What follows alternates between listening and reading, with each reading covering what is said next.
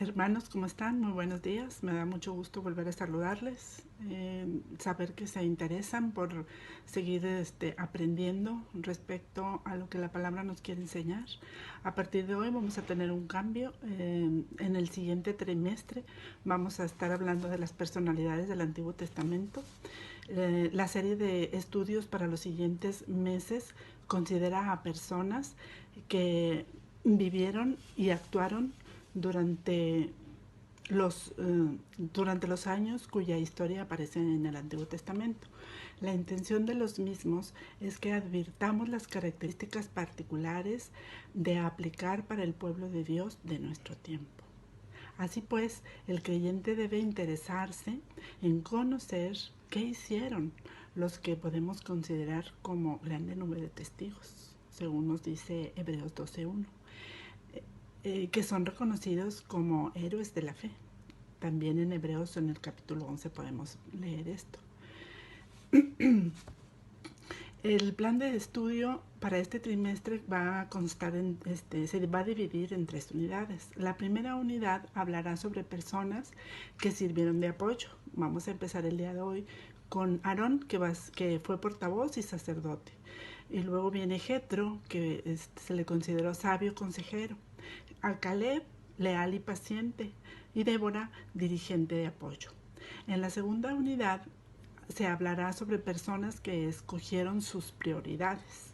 Hablarán de Jefté como celoso sin sabiduría, de Sansón como una misión incumplida, de Ana una promesa cumplida, de Naamán un seguidor reacio y de Joás un rey guiado por el mal camino, ¿verdad? Y para terminar, en la unidad 3 se hablará sobre las personas unidas a su familia y a sus amigos. Van a tratar los temas de Noemí y Ruth, cómo compartieron lealmente sus vidas, a Jonatán y David, que fueron amigos leales, a Mardoqueo y Esther como desafío y entrega, y a Miqueas, que propone el dirigente para su pueblo. Entonces, la unidad número 1, como clave, ¿verdad? Tendrá la clave será apoyo, ¿verdad? Que es donde vamos a iniciar nosotros. La segunda unidad se regirá por el significado que para el pueblo de Dios debe de tener el verbo escoger. Y la tercera unidad nos presenta estudios bajo la idea de relaciones con familiares o amigos, las que bien fundadas serán de bendición para los participantes. Entonces, esto es lo que se va a estar viendo durante las próximas clases. Espero que ustedes estén bien puestos y dispuestos para compartir, ¿verdad? Para escuchar, para aprender junto conmigo y con las personas que me sigan para compartir estas lecciones. Vamos a orar para iniciar con la clase de hoy. Te damos muchas gracias, Señor, por tu presencia en nuestras vidas. Gracias por el cuidado que has tenido hasta hoy de nosotros, Señor, porque nos has mantenido en la paz, en la calma, Señor, de sabernos cuidados y protegidos por ti. La sangre poderosa de tu Hijo Jesucristo nos tiene sanados, Señor, de toda enfermedad, de toda dolencia, Padre. Gracias, Señor, porque como hijos tuyos vivimos y vamos a tu palabra, Señor, con la confianza de saber que ahí encontramos la respuesta para todas las dudas, para todas las situaciones difíciles o complicadas, para toma de decisiones, Señor, en todo, Padre Santo.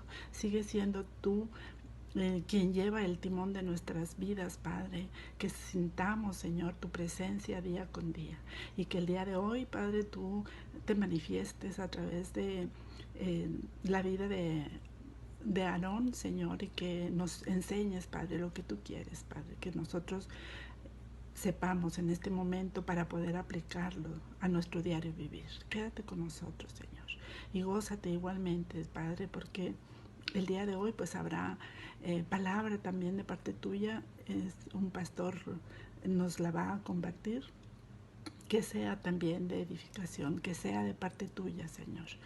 Gracias, Señor, por todo tu amor. En el nombre precioso de tu Hijo Jesucristo. Amén. Muy bien. Muy bien, hermanos. Como les comentaba, el día de hoy vamos a ver la primera lección de la primera unidad y se trata de Aarón como portavoz y sacerdote. Aarón no fue perfecto, pues cometió dos grandes faltas. Levantar un altar ante el becerro de oro, esto lo encontramos en el Éxodo 32:5, y murmurar contra Moisés. También lo encontramos ahí en Números 12:1. Así aprenderemos que Dios puede usar a ministros imperfectos, pero dispuestos a someterse a su voluntad. En el trabajo de la iglesia todos tenemos oportunidad de servir y todo servicio es de valor. No debemos olvidar nunca eso. Lo que hagamos para Dios, Él lo toma en cuenta y según con el corazón que nosotros vamos y hacemos eso que se nos pide. Entonces hay que tener la disposición, hermanos, cuando Dios quiere que nosotros hagamos algo, hacerlo, o sea, hacerlo sin pensar, obedecerle. Es la mejor manera para que nosotros estemos en armonía con su palabra y poder recibir de Él todas las bendiciones que Él quiere derramar en nuestras vidas. El punto número 1 habla sobre la designación denunciada. Esto lo comprende en el capítulo 4 de los versículos 14 al 16. Para poder entender hay que leer desde el capítulo 13, ¿verdad? Es cuando nos narra en el capítulo 13 cómo Dios empieza a buscar a Moisés, ¿verdad? Explicando detalladamente aquí en este capítulo cómo Dios le habla a Moisés y le responde y continúa un diálogo, ¿verdad? Todavía en el capítulo 4, ¿verdad? Hasta llegar a estos versículos del 14 al 16, que son los que nos competen y dicen que Dios, luego de tantas trabas que Moisés ponía, ¿verdad? Se molestó con él. Y le dice que a través de Aarón, el hermano de Moisés, harán lo que Dios quiere, que es sacar de la aflicción al pueblo de Israel, diciéndole que Aarón sería para él en lugar de boca y Moisés sería para Aarón en lugar de Dios. Entonces aquí empiezan a formar ese equipo de Moisés y Aarón y que Dios es el que los va a hacer funcionar, porque definitivamente Dios es el que hace todas las cosas, ¿verdad? Pero Moisés en su dura cerviz estuvo tratando de decir que no, de decir que no. ¿Y quién no se identifica con Moisés? Pues yo soy una, ¿verdad? Me identifico desde el principio, ¿verdad? Con Moisés porque batallé mucho para someterme, hermanos. Es difícil, no se sientan mal cuando tienen esa negación en ustedes, ¿verdad? El sentir que no se puede, que no estamos aptos, que no somos competentes, que no tenemos facilidad de palabra. Hay muchos pretextos que ponemos cuando iniciamos a tener una relación con Dios y Él empieza a demandar de nuestras vidas cosas, ¿verdad? Y empezamos nosotros a ponernos nerviosos y a actuar como Moisés. Pero vamos a ver el día de hoy cómo sí se puede, ¿verdad? Porque no vamos a ser nosotros, sino Dios el que hace a través de nosotros las cosas. Entonces es importante, ¿verdad? Que cuando Dios nos encargue una tarea no debemos resistirnos, porque, como les decía, ¿verdad? Nos sentimos incapaces. ¿Acaso creen ustedes que Dios ignora eso? Que somos incapaces, que tenemos imperfecciones, que batallamos para hablar. Él nos conoce perfectamente, perfectamente, pero también por el hecho de que nos conoce perfectamente, sabe hasta dónde podemos llevar las situaciones. La palabra de Él nos dice que Él no nos da más de lo que podemos resistir. Así en la prueba, así en el trabajo, hermanos. No tengamos miedo, simplemente vayamos y hagamos lo mejor que podemos hacer en una situación, en una tarea que nos encarguen de parte de la iglesia, de parte de Dios, obviamente, ¿verdad? Entonces hay que tener esa actitud de servicio, y ya lo demás, Dios ve nuestro corazón, que lo hacemos con todas nuestras ganas, ¿verdad? Con todo nuestro empeño, que nos preparamos, que hacemos las cosas lo mejor que nosotros podemos. Él sabe. Él sabe lo que nosotros somos, lo que nosotros podemos dar. Por eso es de que no debemos de tener miedo. Hay que hacer las cosas. Y Dios es el que... Y luego se van a dar cuenta, hermanos, como yo me he dado cuenta muchas veces, que, que decía, pues, ¿cómo es posible que haya hecho esto, verdad? Pues es que no lo hace uno, lo hace Dios. Nada más uno se deja llevar. Entonces, no tengan miedo. El punto número 2 habla sobre el llamamiento y respuesta. Esto son los capítulos, en el capítulo 4, los versículos del 27 al 30, ¿verdad? El llamamiento y respuesta. Aquí vemos cómo Dios visita a Aarón y lo prepara para su encuentro con Moisés, ¿verdad? Sabemos que estaban separados porque Moisés tuvo que salir huyendo de Egipto, ¿verdad? La historia ya la debemos de saber. Y si no, pues hay que leer un poquito más atrás. Moisés le comparte las palabras que el Señor enviaba a decirle y todas las señales que le mandaba a hacer.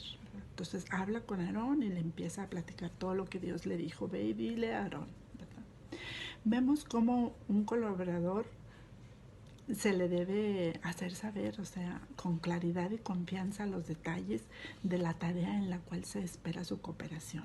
Después de explicarle, fueron y reunieron a todos los ancianos de los hijos de Israel. Ahí en el versículo 29 dice eso, ¿verdad? Que reunieron a todos los ancianos.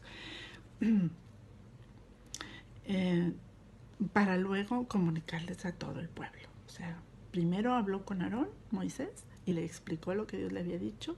Le dijo cómo iban ellos dos a formar un equipo, y ya estando enterado Aarón de todo lo que Dios le había dicho a Moisés, van y buscan a los ancianos para hacérselo saber también a todo el pueblo, a todo lo que iba a suceder.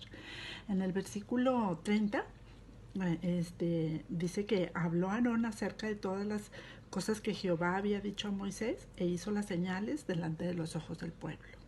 Entonces él compartió ahora con el pueblo todas las cosas que Moisés le había dicho, que el Dios le había dicho a Moisés, e hizo las señales también como había quedado, ¿verdad? Yéndonos un poquito atrás, en el versículo 17 leemos que Dios dijo a Moisés: lleva en tu mano esta vara con la cual harás las señales. Y vemos en el versículo 31 que el pueblo creyó y adoró. Entonces, creyeron después de ver todo lo que hicieron Moisés y Aarón, le creyeron a ellos y adoraron a Dios, por supuesto. Muy bien, vamos al punto número 3, que es el colaborador en funciones. Esto viene en el capítulo 17 de Éxodo, estamos en Éxodo, los versículos del 9 al 13. Israel había sido testigo del poder inigualable del Señor. Endulzó el agua de Mará, les dio maná e hizo que de la roca de Refidim brotara agua. Él hizo muchas señales, realmente grandes señales. Sin embargo, se atrevieron a preguntar: ¿está el Señor entre nosotros o no? Dudaron todavía. Dios mío. De veras que es tan difícil, tan complicado cuando nosotros estamos viviendo una prueba, hermanos, difícil, y cómo dudamos de Dios constantemente. Qué difícil es creerle a Dios. Creemos en Dios, pero no le creemos completamente. Batallamos para creerle. Para demostrar su posición, el Señor permitió que los amalequitas presentaran guerra contra Israel, ¿verdad? En el versículo 9 dice: y dijo Moisés a Josué: escógenos varones y sal a pelear contra Amalec. Mañana yo estaré sobre la cumbre del collado y la vara de Dios en mi mano. Entonces le hace ver, ¿verdad? Esto, ¿verdad? Y dice que que tuvieran la confianza, ¿verdad? Que el triunfo no estaba sobre la fuerza militar de Israel, porque ellos no tenían características de un pueblo guerrero, sino que para aquel hombre de Dios, o sea, para Moisés, la vara seguía siendo el símbolo de la fuerza divina. Moisés dependía absolutamente de Dios. El versículo 10 dice que e hizo Josué como le dijo Moisés, peleando contra Amalek. Y Moisés y Aarón y Hur subieron a la cumbre del collado, ¿verdad? Especialmente se advierte, ¿verdad?, que tenía actitud de sumisión Josué. Rápido, o sea, uno cuenta, él no preguntó ni dijo, ¿por qué yo? ¿O para qué? O nada, él obedeció, ¿verdad? Entonces, esto lo hace ver que tenía actitud de sumisión y lo que es necesario, hermanos, lo que es necesario, les estaba comentando hace rato, ¿verdad? O sea, nosotros obedezcamos, no busquemos el para qué o por qué no, o por qué yo, no, hay que hacerlo, ¿verdad? De todo corazón y Dios hace lo demás. Aunque no era necesario para el siervo de Dios llevar a Aarón a la cumbre, pues lo lleva, porque ya Moisés había comprendido que la colaboración de su hermano era efectiva no solo como portavoz, sino también como punto de apoyo a toda situación importante. Y esta era una situación importante. O sea, iban a estar ahí apoyando al pueblo en la guerra. Entonces él había entendido perfectamente ese equipo que había formado Dios entre Moisés y Aarón, ¿verdad? Entonces Moisés ya le había quedado muy claro. Entonces se lleva a Aarón como apoyo allá a la cima, ¿verdad? El versículo 11 dice, y sucedía que cuando alzaba Moisés su mano, Israel prevalecía, mas cuando él bajaba su mano, prevalecía Amalek. Entonces, nunca pensemos que aquello era una superstición, o sea, el llevar la vara, sino una bien fundamentada fe en que Dios estaba presente y dispuesto a manifestar su amor y su poder. O sea, no estaba el hecho de que la vara estaba haciendo las cosas. Moisés estaba obedeciendo a Dios y Dios obraba completamente. El versículo 12 dice, y las manos de Moisés se cansaban, por lo que tomaron una piedra y la pusieron debajo de él, y se sentó sobre ella. Y Aarón y Hur sostenían sus manos, el uno de un lado y el otro del otro. Así hubo en sus manos firmeza hasta que se puso el sol. Hermosa la palabra de Dios. Llegó a advertirse, como dice aquí, ¿verdad?, del cansancio, y Moisés y Aarón y Hur nos dan una lección que es digna de imitarse por quienes están al lado de un servidor del Señor, hermanos. De veras, todos aquellos varones que apoyan a un pastor en una congregación son bien importantes, muy importantes, ¿verdad? Porque cuando el pastor por alguna situación no puede enfrentar alguna cosa, ahí están ellos para apoyar. Y eso es lo más maravilloso que un ser humano puede encontrar en otro ser humano, ¿verdad? El apoyo, el hombro para llorar cuando hay necesidad de llorar, para reír cuando hay que reír, ¿verdad? Sentir uno que no está solo, ¿verdad?, en las pruebas, en las luchas. Es hermoso, hermanos, de veras. El versículo 13 dice, y Josué deshizo a Amalek y a su pueblo a filo de espada. La palabra deshizo da a entender que la victoria fue avasalladora. Una prueba más para Israel y para nosotros, demostrando que nunca debemos dudar de que el Señor está con nosotros. No debemos dudar, hermanos. Debemos estar confiados en todo momento que Dios nos protege, nos cuida, nos alimenta, nos da todo lo que necesitamos. De veras que no tenemos con qué pagarle todo lo que hace por nosotros. Al menos tener esa disposición, hermanos, de querer agradecerle todo eso, ¿verdad? Todo ese valor que nos da. En el punto número 4, hermanos, veremos el ministerio a perpetuidad. Esto viene en el capítulo 28 de Éxodo, los versículos del 1 al 3.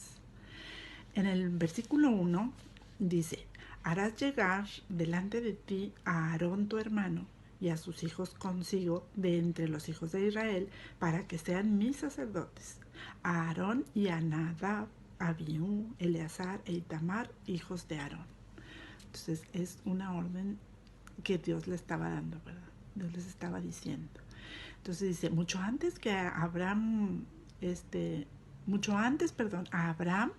ya había ofrecido sus diezmos a Melquisedec, prototipo del sacerdocio.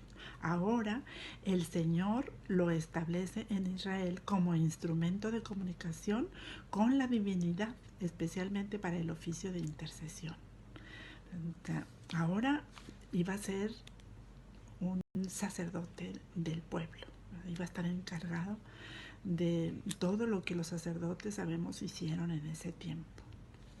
Y esa perpetuidad, ¿verdad? Porque los hijos de los hijos sabemos que continuaron con esa tradición. Muy bien. El versículo 2 dice, y harás vestiduras sagradas a Aarón tu hermano para honra y hermosura. La responsabilidad de un ministro del Señor debe reclamar buena presentación física, recordando que cuando oficia ante el pueblo que se le ha encomendado, ha de hacerlo dignamente. Eso es algo que está establecido en la palabra, ¿verdad? El versículo 3 nos dice, y tú hablarás a todos los sabios de corazón, a quienes yo he llenado de espíritu de sabiduría, para que hagan las vestiduras de Aarón, para consagrarles, para que sea mi sacerdote. Queda así establecido el rito de la consagración de un sacerdote, que más tarde incluyó al rey y al profeta. La ceremonia de dedicación de un siervo del Señor fue y sigue siendo un acto solemne y significativo. En el Salmo 133 encontramos que cuando se disfruta de la fraternidad entre los hijos de Dios, la experiencia es agradable y se sublima al compararlo con lo que debió sentir Aarón al ser ungido como sacerdote del Todopoderoso. El privilegio fue progresivo. Primero fue portavoz, como colaborador de Moisés, luego sacerdote, como medio de intercesión del pueblo ante su Dios. Seguramente la lección es elocuente. Quien es llamado para un ministerio al que consagra la totalidad de sus dones, tiempo, energías, debe estar decidido a desempeñarlo de por vida. O sea, todos nuestros pastores, ¿verdad? Deben estar. Yo conozco uno, ¿verdad?, que dice, bueno, hasta que me muera voy a predicar. Y así es, ¿verdad? El llamado de Dios es para siempre. No es de que, bueno, lo voy a hacer por unos cuantos meses y a ver qué pasa. No. El llamado de Dios, por ejemplo, para un pastor, pues es hasta que deje de poder hacerlo, ¿verdad? Sí, por alguna enfermedad o por alguna situación, pero ellos deben de estar ahí dispuestos. Entonces, todo lo que sea servicio para Dios siempre va a redundar en una bendición para el que lo hace, para el que obedece, para el que pone toda su disposición, hermanos, en las manos de Dios, porque a final de cuentas, como les decía, Dios es el que hace las cosas, no nosotros. Dios nos da la palabra, Dios nos da la gracia, ¿verdad?, delante de las personas para llegar a sus corazones, ¿verdad? El Espíritu de Dios que mora en nosotros es el que hace la labor. Nosotros nada más pues somos el instrumento, ¿verdad? Y debemos de permitirnos ser ese instrumento para edificar a otras personas, para ayudarlas, para que conozcan también del Evangelio, para que sepan todas las maravillas que Dios puede hacer en sus vidas, que podemos tener un cambio total a partir de que confiamos en que Dios hace de nuestra vida algo maravilloso, ¿verdad? Claro que vamos a tener pruebas, no quiere decir, y no les estoy haciendo creer, que el venir a Cristo y creer en Él y depositar su confianza totalmente en Él les va a hacer felices por siempre y para siempre. No, hermanos. La vida cristiana es difícil, hay luchas y pruebas, ¿verdad? Pero Jesucristo nos dice, ¿verdad? Pero confiad, yo ya he vencido al mundo, ¿verdad? O sea, nosotros podemos venir, dejarle todas nuestras aflicciones, nuestras luchas, nuestros problemas a Dios y Él hace las cosas. Nosotros nos encargamos de lo que Él quiere que nosotros hagamos. Y así siempre vamos a recibir una bendición. Entonces, no tengamos miedo, seamos valientes, seamos servidores de apoyo, ¿verdad? Por ejemplo, Aarón, ¿verdad? Aquí el protagonista es Moisés, porque Moisés es el que hablaba con Dios y todo, pero Aarón tuvo una importante misión. Él como servicio de apoyo, pues fue también grandísimo, porque a final de cuentas sabemos que fue el que enfrentaba a Faraón, hablaba con él y todas las cosas, ¿verdad? Entonces, no hay el ministerio pequeño para Dios, nadie, nadie. Cualquier cosa que hagamos para el Señor, haciéndola de todo corazón, va a redundar en una bendición para nuestras vidas. No dejemos pasar, hermanos, ninguna oportunidad de servicio. Nada, nada, hermanos, de verdad va a ser más grande y más maravilloso que aportar un granito de arena para el ministerio del Señor, y de veras que vamos a recibir cosas multiplicadas al ciento por uno. No se cansen, hermanos, de veras, de intentar y de intentar. Y aquel que no lo ha intentado, hágalo. No tenga miedo. No le tenga miedo a nada ni a nadie. A esa voz que a veces tenemos dentro de nosotros diciéndonos, no vas a poder, no vas a poder. Pero sí, hermanos, porque no somos nosotros, acuérdense. Es Dios obrando por medio de todo aquel que quiera permitir ser usado como vaso de honra para el servicio del Señor. Que Dios los bendiga.